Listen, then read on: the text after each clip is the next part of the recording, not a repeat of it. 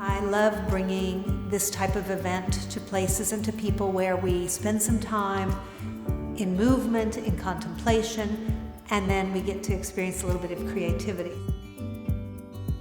You really feel very safe with her in a way that you don't with everybody else. Everyone, if you're in plank with the knees up, lower them down, lower all the way down. Lisa creates a space that's super warm, super welcoming, super accepting, no matter what you do or you don't do or how you do it, it's all good.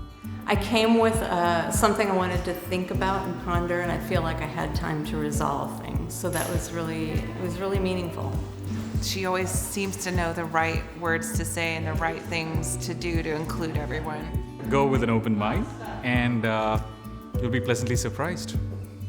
I love teaching people when they're in the studio and on the mat, but really important for me is that people have the tools to take this with them off the mat and into their lives.